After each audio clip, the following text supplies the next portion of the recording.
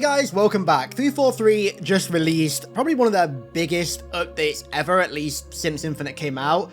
And it's kind of like a taking stock update, looking at what's happened so far with the game and what they're going to be doing next. Now, you'll see on the time bar, I've got chapters for another section of this video where I just give my completely honest thoughts, having just watched this developer video. So skip to that if you want to go watch that first. But first off, I want to go over the news, just the objective facts about what they've put forward in this update, the new stuff that's coming in November, in December, January, and also March next year. So one of the biggest things is that they're trying to, for next year, achieve seasonality. One of the biggest things with this update is they've essentially kind of said, without saying, that this series of updates are going to be acting as essentially a fresh start for Infinite, like a new beginning for it, where they try and put all the issues of the last year behind them, all the issues with the launch, with delayed seasons and all that behind them, and they essentially start afresh, kind of, and they've got a roadmap, or they've actually got two roadmaps. One roadmap for features they want to get out by the end of 2023,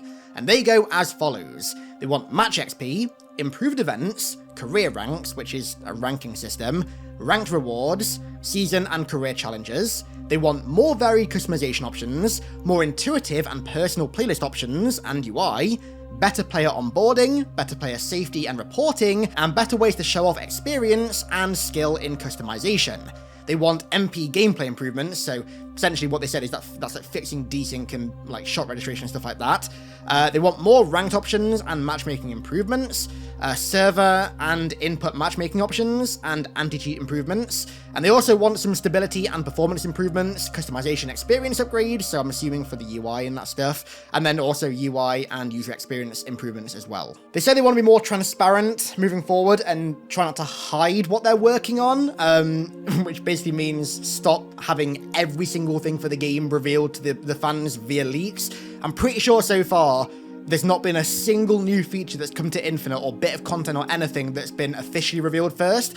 I might be wrong, maybe there's been the odd thing, but I'm almost certain that every single new piece of content that's come to Infinite so far has been revealed via leaks and data mining first, which isn't great. They need to actually get ahead of the data miners and reveal this stuff, and hopefully by saying they want to be more transparent, they're going to do that. But 343 have said God knows how many times over the years that they want to be more transparent. So many times over the years, and they go through like a small period of being more transparent, and then it just fades into opaqueness again. So hopefully they stick with the transparency this time. One big kicker is that campaign co-op split screen, so split screen campaign, just not happening. It's not happening. They're not doing it. They basically said that they've diverted all the resources from that to, like, the 2023 roadmap list, which, I guess is fair enough, but man, split-screen co-op, it's Halo. It's Halo, for God's sake. You can't not have that. I would argue that multiplayer co-op split-screen is a bit more important, but campaign co-op is very important. A split-screen campaign is very important. I mean, the first time I ever played Halo was split screen campaign, but that's not coming. I mean, I'm gonna be honest. I guarantee there are very few people that actually use that nowadays, but it's one of those features that I think, regardless of that, it has such a legacy with Halo that it should be there. So let's talk about big updates, big in air quotes.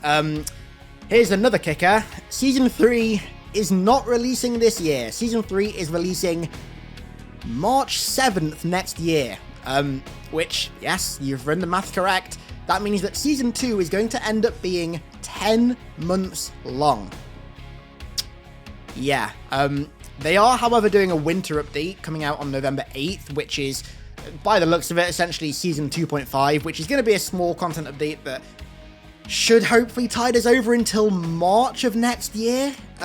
They said the reason that they've delayed Season 3 is they could have released it in November, but if they did so, then it would have pushed back future content, and it would have damaged their goal of reaching seasonality, as they say, which is them trying to get the seasons down to like 13 weeks long, so we can have like at least 4 seasons a year.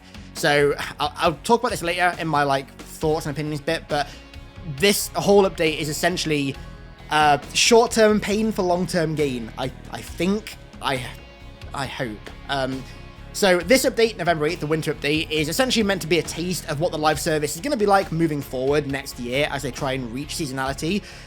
With this update, we're going to be getting the Forge beta co-op and mission replay. We're going to be getting a new and totally free 30-tier battle pass, which is going to have in it all the Reach stuff that they were probably at one point going to try and sell us in the store. So Mark 5, CQB, Emil's Shoulder, CQC, etc., that stuff. It's going to have match XP, so no ranking system, or progression system rather. No progression system, just you finish a game and you get some XP. That's going to be coming in November. There's also going to be some Forge maps entering matchmaking as well. One called Argyle, which is meant to be... It's not meant... No, in fact, I say that. It's not an Epitaph remake or anything. Joe Staten said specifically it's not an Epitaph remake. It just happens to look a bit like it. And then also a map called Detachment, which are both Forge maps. And then we're also going to be getting a new mode called Covert One Flag, which is like a twist on the traditional One Flag mode, where I think Joe said it plays a bit like Spies versus Mercs, or it's like inspired by Spies versus Mercs from Splinter Cell. So it's attack and defending, and the attackers and defenders have different loadouts. So the attackers have pulse carbine, sidekicks, and infinite camouflage, and defenders have the commando, sword, and infinite threat sensors. Sounds alright. Sounds okay. I'm not going to say I'm excited for it, but it sounds alright. I'll definitely try it out. And then moving forward, we have Season 3, which, like I said, is not coming out until March 7th next year. Oh, actually, real quick, in between Season 3, there's going to be an event in December, an event in January, both of which will have free 10-tier battle passes, just like all the events so far. So, right, now, moving on to Season 3, March 7th. The season is called Echoes Within. And they say that this season is going to be the beginning of their approach to seasonality. So it's from this point onwards where they're going to try and move towards like the typical 3-month-long seasons that we were meant to be getting last year. But this season is going to be the start of kind of like the movement towards that. It's not going to happen straight away, but it's the beginning of their movement towards 3-month-long seasons. Honestly, the branding and everything for this season looks a lot more professional than Season 2's did. Don't get me wrong, I love the Season 2 key art. I think it looked really good.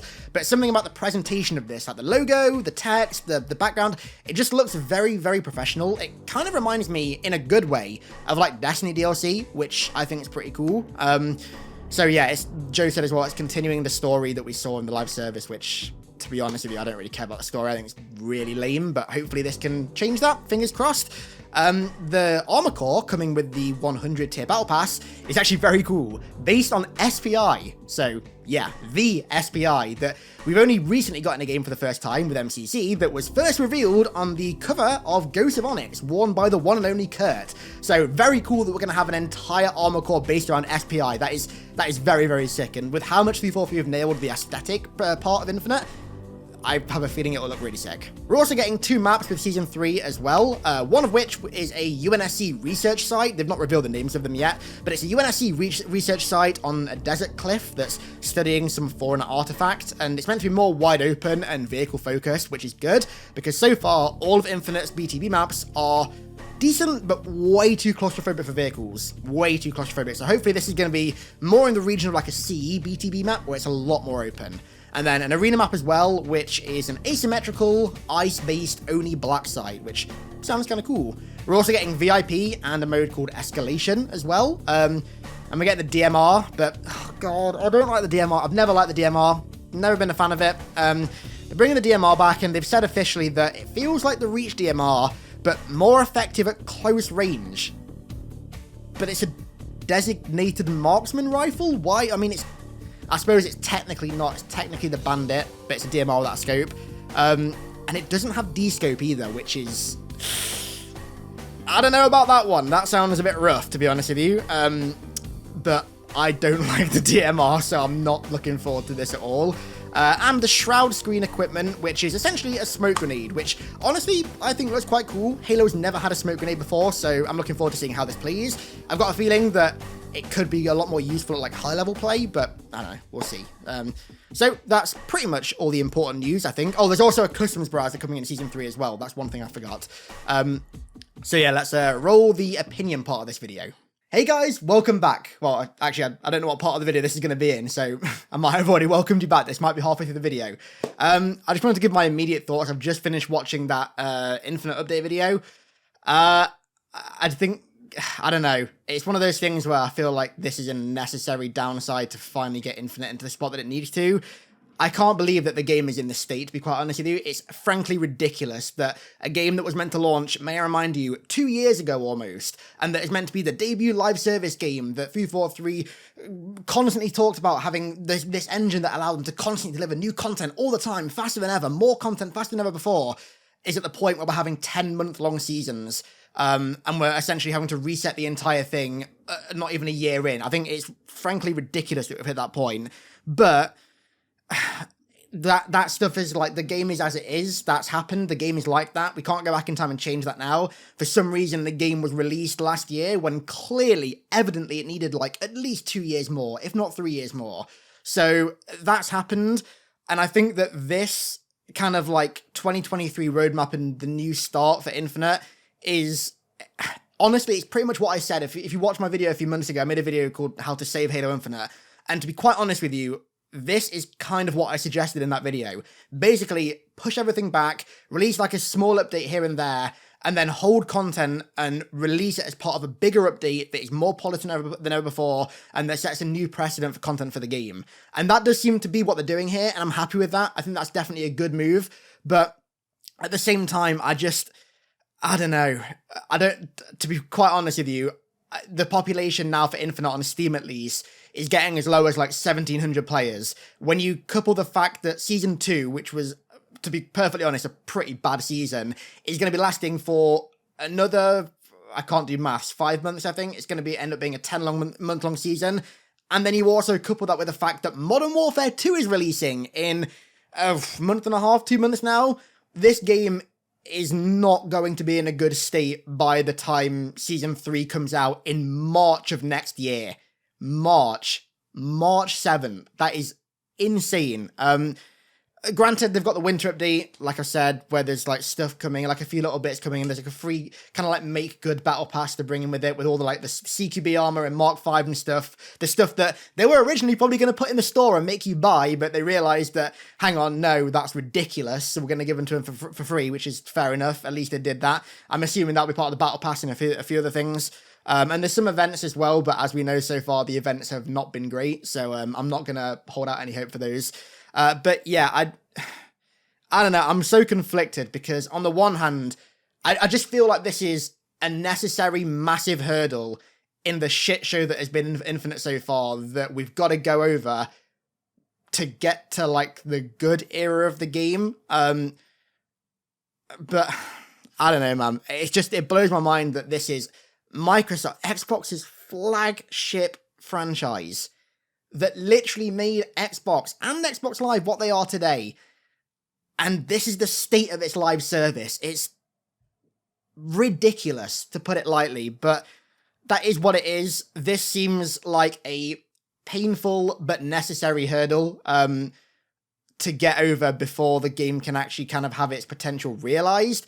The real issue is, though, how many people are even going to be playing this game by the time March comes around? How many people are even going to return to the game? I'll never discount like an Apex-style resurgence. I think that's definitely possible. I'd never count it out, but you've got to think realistically, like, what are the actual chances of that happening? Season 3 looks alright. Like, there's not that much content, to be honest with you. 2 maps, the DMR, which I've never liked it, to be honest with you. For me personally, I know there are some people out there that love the DMR. For me personally, I've never liked it, so it doesn't do anything for me.